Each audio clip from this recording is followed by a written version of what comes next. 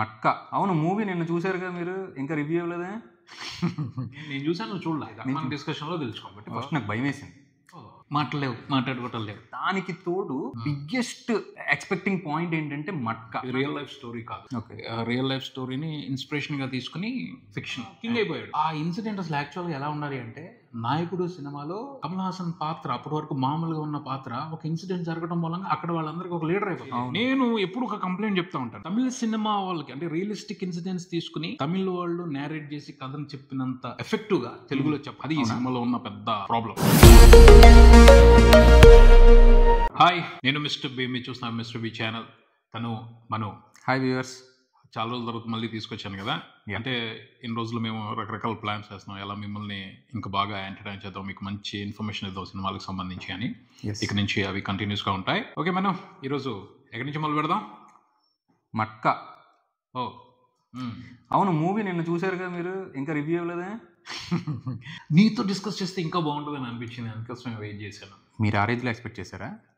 అంటే నేను చూసాను, నువ్వు చూడలా. నేను చూడలేదు. అవును, నాకేంటి సినిమాలో ఉన్నది ఎవరో ఏంటనే నాకు అర్థమైపోయింది. ఓకే, బట్ నీ కొన్ని ఎక్స్పెక్టేషన్స్ ఉంటాయి. అవును, నీ ఎక్స్పెక్టేషన్స్ సినిమా రీచ్ అయిందా లేదా మన డిస్కషన్ లో తెలుసుకుందాం. ఓకే, కొత్తగా ఉంటుంది ఏమన్నా ట్రై చేస్తాం, చూద్దాం ఎలా ఉంటుందో. షూర్. యా, నువ్వు ట్రైలర్ చూసినప్పుడు, సినిమా ప్రమోషనల్ కంటెంట్ చూసినప్పుడు ఏమనిపించింది? ఫస్ట్ ఆఫ్ ఆల్ ఆ స్టోరీ పాయింట్ మొత్తం ట్రైలర్లో నీట్గా ఎస్టాబ్లిష్ చేసి పెట్టేశారు కాబట్టి ఫస్ట్ నాకు భయం వేసింది. ఈ మధ్య ఇది ఒక ట్రెండ్ అయిపోయింది, ఒక సింగిల్ క్యారెక్టర్ని తీసుకొని తన యొక్క గ్రోత్, తన యొక్క డౌన్ఫాల్ ఇదే ప్యాటర్న్ లోకి వెళ్ళారు. కొన్ని మూవీస్ సక్సెస్ అయ్యి ఆ ప్యాటర్న్ లో తీసుకెళ్ళినవి. తెలుగులో ఆ ప్యాటర్న్ లో సక్సెస్ అయిన ఒక సినిమా చెప్పు. పుష్ప. మాట్లాడుకోవటం లేవు, చెప్పు. సో తర్వాత ఏంటంటే డైరెక్టర్ గారి మీద నాకు మంచి కాన్ఫిడెన్స్ కూడా ఉంది. సో నేను అనుకున్నా, ఓకే తను స్టోరీని స్లోగా తీసుకెళ్ళినా డీటెయిల్గా నీట్గా జాగ్రత్తగా రైజింగ్ ఓన్లీ ఒక సింగిల్ సాంగ్లోనే అట్లా కాకుండా పుష్ప లాగా నీట్గా జాగ్రత్తగా డీటెయిలింగ్స్తో పాటు తీసుకెళ్ళి ఆ డౌన్ఫాల్ కూడా అంతే డీటెయిలింగ్గా పెడతారని నేను ఎక్స్పెక్ట్ చేశాను. ట్రైలర్లో ఆ విజువల్స్ కూడా, గ్రాండియర్ కూడా చూసిన తర్వాత మనం ఏదో చూడబోతున్నాం. అంటే రెగ్యులర్ కథ అయినా సరే ఆ టైం పీరియడ్ కి సంబంధించిన వైజాగ్ ఏరియాకి సంబంధించిన ఎన్విరాన్మెంట్ ని, అక్కడ ఉన్న వాతావరణాన్ని, ఈ క్యారెక్టర్ అక్కడికి వెళ్ళి ఎట్లా తను సస్టైన్ అయ్యింది, ఎట్లా గ్రో అయింది, ఎత్తులు ఎలా వేసింది, ఇవన్నీ ఉంటాయేమో అని ఎక్స్పెక్ట్ చేశారు. దానికి తోడు బిగ్గెస్ట్ ఎక్స్పెక్టింగ్ పాయింట్ ఏంటంటే మట్కా. నాకు ప్రీవియస్ గా అయితే ఆ గేమ్ గురించి నాకేం తెలియదు సార్. ఈ మూవీ వచ్చిన తర్వాత మట్కా అన్న గేమ్ ఒకటి ఉంది అన్నప్పుడు దాన్ని స్టడీ చేసినప్పుడు ఇంకొంచెం క్యూరియాసిటీ బాగా పెరిగింది. దాని గురించి ట్రైలర్లో ఎక్కడ మనకి ఎక్కువ రివీల్ చేయలేదు కదా. ఓకే, మూవీలో they are going to surprises with something with this game అని నాకు అనిపించింది. ఇది నా ఎక్స్పెక్టేషన్. ఓకే ఫైన్, ఖచ్చితంగా ఎక్స్పెక్టేషన్స్ అయితే బాగున్నాయి. అంటే ఆ ట్రైలర్ తో అలాగే ఇచ్చారు, కానీ ఈ ఎక్స్పెక్టేషన్స్ అన్నింటినీ కూడా మాక్సిమం డిసప్పాయింట్ చేశారు. అది ఈ సినిమాలో ఉన్న పెద్ద ప్రాబ్లం. అంటే ఒక మనిషి నథింగ్ దగ్గర నుంచి సుప్రీం బాగా డబ్బులు సంపాదించేసి ఎవరు అందుకోలేనంత ఎత్తుకు వెళ్ళిపోవటం నార్మల్ గా జరిగేది కాదు. ఎవరు చాలా రెగ్యులర్ గా కాకుండా ఎప్పుడో ఒక మనిషి అలా ఉంటాడు. కాకపోతే అది ఇంట్రెస్టింగ్ ఉంటుంది అందరికి. వాడు ఎలా ఎదిగాడు, ఎట్లా వాడు రూట్ పట్టుకున్నాడు, అవి ఒక్కొక్క లైఫ్ లో ఒక్కొక్క రకంగా ఉంటాయి. ఇది రియల్ లైఫ్ స్టోరీ కాదు. రియల్ లైఫ్ స్టోరీని ఇన్స్పిరేషన్ గా తీసుకుని ఫిక్షన్ యాడ్ చేశారు. ఆ ఫిక్షన్ యాడ్ చేసే ప్రాసెస్ లో చాలా డైల్యూట్ అయింది అంటాను. ఆ ఫిక్షన్ యాడ్ చేసే ప్రాసెస్ లో ఏం చేశారు అంటే, సినిమాని రియలిస్టిక్ ఇన్సిడెంట్స్ వాటితో ఇన్వాల్వ్ చేయడం కాకుండా కమర్షియల్ లెక్కలోకి తీసుకెళ్లి ఒక ఫార్ములా సినిమా చూపిస్తున్నట్టు, ఒక రెగ్యులర్ ఎంటర్టైనర్ ని చూపిస్తున్నట్టు ఇన్వాల్వ్ చేశారు సిచ్యువేషన్స్ ని. వాటిని అక్కడ డైల్యూట్ అయిపోయింది. యాక్చువల్ గా ఒరిజినల్ ఎవరైతే మట్కా కింగ్ ఉన్నారో, మట్కానికి ఒక పాపులారిటీ తీసుకొచ్చారో ఇండియా వ్యాప్తంగా, అతని పేరు రతన్ ఖాత్రి, ముంబైలో ఉంటాడు. అతను కూడా అంటే ఈ సినిమా క్యారెక్టర్ అతనికి రెఫరెన్స్ అని మనం ఎలా చెప్పొచ్చు అంటే, వాసు హీరో క్యారెక్టర్ ఈ సినిమాలో, అతను కూడా బర్మా నుంచి ఇక్కడికి వచ్చిన రిఫ్యూజీ అన్నట్టు చూపిస్తారు. ఆయన కూడా అంతే, విడిపోయిన భారతదేశంలో పాకిస్తాన్ నుంచి వచ్చిన రిఫ్యూజీ రతన్ ఖాత్రి ముంబైలో చేరుకుని అక్కడ చిన్న చిన్న పనులు చేసుకుంటా ఈ మట్కా గేమ్ ఒక గురువు దగ్గర నేర్చుకుని దానికి కొన్ని మార్పులు చేసి అతను మట్కా కింగ్ అయ్యాడు. దెన్ అతను అప్పుడు అంటే ఈ సినిమాలో అదంతా చూపించలేదు, యాక్చువల్ గా కొన్ని రిఫరెన్స్లు మాత్రమే తీసుకున్నారు. కానీ అతను స్టోరీని ఒరిజినల్ గా మనం చూస్తే, దానికి సంబంధించిన డీటెయిల్స్ ని అబ్జర్వ్ చేస్తే, వాస్తవంగా జరిగింది చూస్తే అసలు చాలా రియలిస్టిక్ సర్ప్రైజింగ్ ఇన్సిడెంట్స్ ఉన్నాయి అన్నమాట. అవన్నీ సినిమాలో పెట్టలేదు క్లియర్ గా. అంటే అతని దగ్గర ఉన్న గొప్ప విషయం ఏంటంటే, ఖాత్రి దగ్గర ఉన్న గొప్ప విషయం ఏంటంటే, చాలా జెన్యూన్ గా ఉంటాడు. జూదానికి సంబంధించి ఖచ్చితంగా ఏదైతే జరుగుతుందో దానికి సంబంధించి అతను నిజాయితీగా ఉంటాడు అనమాట. అవును. మట్కా గేమ్ అనేది కొడితే మనకి తెలుస్తుంది అవును. నెట్ లో. అది జస్ట్ చిన్న గేమ్. ఎవ్రీడే దానికి డ్రా ఉంటుంది. పొద్దున్న ఒక నెంబర్ చెప్తారు, సాయంత్రం ఒక నెంబర్ చెప్తారు. ఎవరైతే ఆ 2 నెంబర్ల మీద ఎవరైతే పందెం కడతారో వాళ్ళకి రూపాయికి 8 రూపాయలు, రూపాయికి 80 రూపాయలు కొన్ని సీక్వెన్సెస్ ఉన్నాయన్నమాట. అలా వస్తుంది. సో అది ఈజీ మనీ, ప్రతిరోజు వస్తుంది. ప్లస్ ఈ కాత్రి అనేవాడు జెన్యూన్ గా గెలిచిన వాడికి ఖచ్చితంగా డబ్బులు ఇస్తున్నాడు. అది ఆశ ఎక్కువైపోయింది అందరికి. ఆ ఆశ పెరిగిపోయి దాని మీద ఎక్కువ ఆశ పెంచేసుకుని ప్రతిరోజు నాకు వస్తుంది అదృష్టం అందరికి తగులుతుంది, ఒకళ్ళిద్దరు తగులుతుంది. కానీ 100 మంది దాని మీద డబ్బులు పెట్టేసి అప్పులైపోయి ఇళ్లు పోగొట్టుకుని, స్థలాలు పోగొట్టుకుని, ఉద్యోగాలు పోగొట్టుకుని ఆత్మహత్యలు చేసుకునే వాళ్ళు కూడా ఉన్నారు. అప్పుడు జరిగింది 1970లో 80s ఆ టైంలో జరిగింది అనేది హిస్టరీ చెప్తుంది. ఆంధ్రప్రదేశ్ లో కూడా అనంతపురం డిస్టిక్, రాయలసీమ 4 జిల్లాల్లో కూడా ఆ మట్కా విక్టిమ్స్ చాలా మంది ఉన్నారు. మట్కాకి బలైపోయిన వాళ్ళు చాలా మంది ఉన్నారు. బట్ ఈ సినిమాలో ఏం చేస్తారంటే హీరో గ్రోత్ మాత్రమే చూపిస్తారు.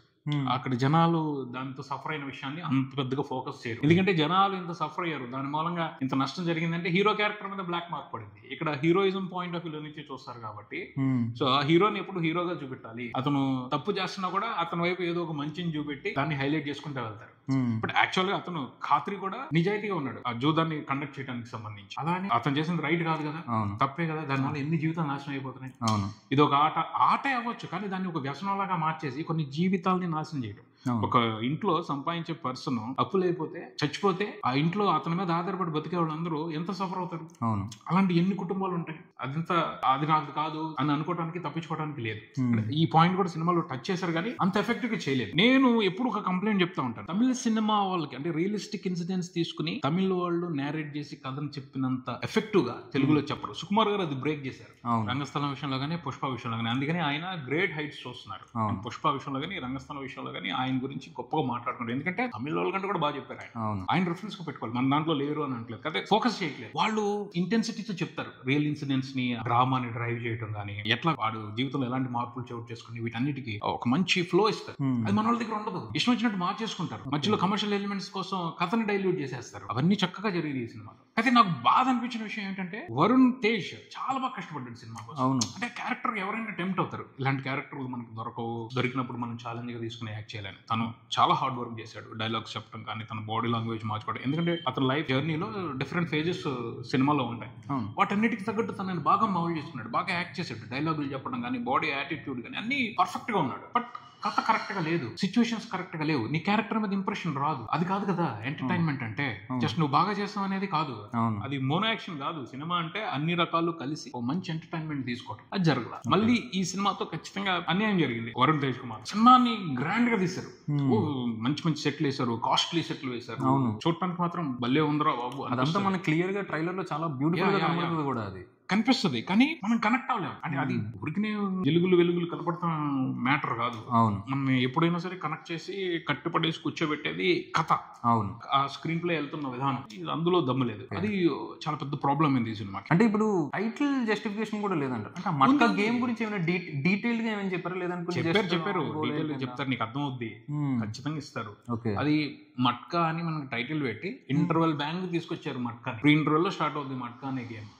తర్వాత పోస్ట్ ఇంటర్వెల్ ఒక 20 minutes మళ్ళీ అది పక్కన పెట్టేసుకుని ఇంకా హీరో అంటే అతను లైఫ్ జర్నీ చూపిస్తుంటారు. ఇతను ఒక రెబల్ గా ఎలా ఎదిగాడు అంటాడు. అది ఎదిగే ప్రాసెస్ లో కూడా ఇంట్రెస్టింగ్ ఇన్సిడెంట్స్ లేవు అంటాను నేను.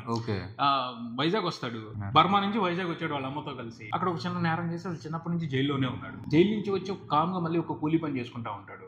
అక్కడ కూలీ పని చేసుకునే వల్ల ఒక మార్కెట్ లో అతను కింగ్ అయిపోయాడు. ఆ ఇన్సిడెంట్ అసలు యాక్చువల్ గా ఎలా ఉండాలి అంటే, నాయకుడు సినిమాలో కమల్ హాసన్ పాత్ర అప్పటి వరకు మామూలుగా ఉన్న పాత్ర ఒక ఇన్సిడెంట్ జరగడం మూలంగా అక్కడ వాళ్ళందరికీ ఒక లీడర్ అయిపోతారు. అలాంటి ఇన్సిడెంట్ పడాలి, కానీ మామూలు ఫైట్ ఒకటి పెట్టేసి, కానీ దానికి బిల్డప్ మాత్రం ఇచ్చేసాడు గట్టిగా. మారిపోయింది ఇతని జీవితం, వీళ్ళందరూ అతను సరెండర్ అయిపోయారని. అది కరెక్ట్ డీటెయిలింగ్స్ కన్విన్సింగ్ గా లేవు ఆ డీటెయిల్స్. అరే మన బిలీవబిలిటీ రాదు. అరే ఇంత చిన్న ఫైట్ చేస్తే ఇతనికి ఇంత బిల్డప్ ఇస్తున్నారు, ఏంది, ఏం చేశాడు అసలు, ఈ ఫీలింగ్ లో ఉండిపోతాం. అలాంటివి జరుగుతూ ఉండే సిచ్యువేషన్. సెకండ్ హాఫ్ లో ఈ మట్కా జరుగుతున్న తర్వాత ఈ మట్కా మీద ఇన్వెస్టిగేషన్ జరుగుతుంది. అది బాగుంటుంది. ఓకే, అంటే అప్పుడు పిఎం ఇందిరాగాంధీ ఆవిడ దాకా వెళ్తుంది, ఆవిడ ఫోకస్ చేయాల్సి వస్తుంది. సిబిఐ వాళ్ళని ఎంక్వైరీకి పెడితే వాళ్ళు ఇన్వెస్టిగేషన్ చేస్తారు. అది నిజంగా దాని మీద ఫోకస్ చేసిన సూపర్ గా ఉండేది అనిపించింది సినిమా. నా ఉద్దేశం అయితే సినిమా ఫస్ట్ హాఫ్ అంతా మట్కా రన్ చేసి, సెకండ్ హాఫ్ అసలు ఈ మట్కా కింగ్ ను పట్టుకోవడం కోసం ఇన్వెస్టిగేషన్, దాని నుంచి అతను ఎలా ఫ్రేమ్ చేసి పెట్టాడు, మొత్తం తను దొరకకుండా ఎలా ఫ్రేమ్ చేసి పెట్టాడు, దాన్ని సిబిఐ వాళ్ళు ఎలా బ్రేక్ చేశారు అనేది ఇంట్రెస్టింగ్ గా చూపించచ్చు. ఒక మంచి థ్రిల్లర్ అయ్యేది. అవును, ఆ స్కోప్ తీసుకోవాలి. ఇన్పుట్స్ మంచి పెట్టుకుని కూడా వాటితో ప్రాపర్ గేమ్ ఆడలేకపోవడం అనేది కరెక్ట్ అనిపించలేదు నాకైతే. మంచి ఇన్పుట్స్ అయితే ఉన్నాయి యాక్చువల్. క్లియర్ గా ఫస్ట్ హాఫ్ అంతా కూడా మట్టా మీద రన్ చేసి ప్యారలల్ గా హీరో గ్రోత్ చూపించుకుంటా, సెకండ్ హాఫ్ లో మళ్ళీ ఇన్వెస్టిగేషన్, సిబిఐ వాళ్ళు ఇన్వెస్టిగేషన్ రన్ చేస్తుంది. దాంట్లో ప్యారలల్ గా ఇతను డౌన్ ఫాల్ కానీ, అతను ఫైట్ కానీ, అతను ఎలా వాటి నుంచి తప్పించుకుంటాడు అనే దాన్ని ప్రాపర్ గా ప్లాన్ చేసుకున్నట్టు బాగుండేది. బట్ ఆ ఫ్లో కరెక్ట్ గా లేదు. అది ఈ సినిమాలో బాగా మిస్టేక్ జరిగింది అనిపించింది నాకైతే. అయితే ట్రైలర్ తో డైరెక్టర్ గారు ఒక మంచి గ్యాంబ్లింగ్ ఆడారు. అది అని చెప్పలేము. ఎవరి సినిమాని వాళ్ళు ప్రమోట్ చేసుకోవడానికి పోస్టర్స్ నీట్ గానే పడతాయి. హోటల్ అంబియన్స్ చూసి ఓ సూపర్ ఉంది అంటున్నాను. అక్కడికి వెళ్ళిన తర్వాత బిర్యానీ తిన్న తర్వాత అర్థం అవుతుంది అది బాగుందా లేదా, క్వాలిటీగా ఉందా లేదా. మీరు చెప్పిన దాన్ని బట్టి నాకు ఒకటి అర్థమైంది సార్, క్వాలిటీగా ఉంది, ఇంగ్రీడియంట్స్ పర్ఫెక్ట్ గా సింక్ అవ్వలేదు. ఆబ్వియస్ గా అంతే, ఇంగ్రీడియంట్స్ వండడం సరిగ్గా వండలా. అదే లైక్ మీరు చెప్పారు మంచి ఇన్పుట్స్ ఉన్నాయి, మంచి కొన్ని డీటెయిలింగ్స్ చాలా బాగున్నాయి ఇవన్నీ అన్నారు. అట్లా ఎక్కడో కమర్షియల్ బేసిస్లోకి కన్వర్ట్ చేసే ప్రాసెస్లోని ఆ డీటెయిలింగ్స్ అనేవి డైల్యూట్ అవుతా ఒక ఫేజ్ అనేది మిక్స్ అయిపోయి అలాగా డిమ్ అయిపోయిందేమో నాకు అనిపించింది మీరు చెప్పిన దాన్ని బట్టి. జిగర్తంద మూవీని గద్దలకొండ గణేష్ అని రీమేక్ చేశారు. దానికి ఏం చేశారు, ఇక్కడ కమర్షియలైజ్ చేశారు. అవును, చాలా చక్కగా చేశాడు కమర్షియలైజేషన్. ఇక్కడ మన వాళ్ళకి నచ్చే విధంగా చేశాడు హరీష్ శంకర్. వర్కౌట్ అయింది. అట్లా చేసినప్పుడు అలా చేయాలా? లేదు జెన్యున్ గా నేను రియలిస్టిక్ ఎంటర్టైన్మెంట్ చూపిస్తానంటే అట్లా చేయాలా. అటు ఇటు కాకుండా మధ్యలో వదిలేస్తే ఎవరికి నచ్చదు. అటు ఇటు కాకుండా మధ్యలో వదిలేసిన సినిమా ఒక్కటే saving factor, Varun Tej performance. అయితే ఇంకా only art work, technical department, Varun Tej acting అంతే పర్ఫెక్ట్ గా వర్క్ అయినాయి. అవి బాగున్నాయి, క్వాలిటీగా ఉన్నాయి అంతే. డైరెక్టర్ గారు కరణ్ కుమార్ గారు గురించి కూడా చెప్పేది ఏంటంటే డైరెక్షన్ బాగుంది, స్క్రీన్ ప్లే ని ప్రాపర్ గా రాసుకోలేదు. డైలాగులు బాగా రాశారు కొన్ని సందర్భాల్లో డైలాగులు, కానీ స్క్రీన్ ప్లే మాత్రం చాలా వీక్ గా ప్రిపేర్ చేసుకుని. తమిళ సినిమాలు ఇన్ఫ్లుయెన్స్ ఉంది అని అనిపించింది, కానీ తమిళ సినిమాని ఆయన పూర్తిగా అర్థం చేసుకుని దాని మీద ఒక కమాండ్ తీసుకుని వాళ్ళకి పోటీ ఇచ్చే విధంగా అయితే ఈ సినిమా తీలా. ఇది మట్కా రివ్యూ. ఇది ఇక్కడికే, మరో వీడియోతో మళ్ళీ కలుద్దాం. ఈ వీడియో మీకు నచ్చితే లైక్ చేయండి, మీ ఫ్రెండ్స్తో షేర్ చేసుకోండి, మీ అభిప్రాయాన్ని కామెంట్ చేయండి, ఈ ఛానల్ని సబ్స్క్రైబ్ చేయండి. నేను Mister Big, keep watching Mister Big channel. Thank you, bye.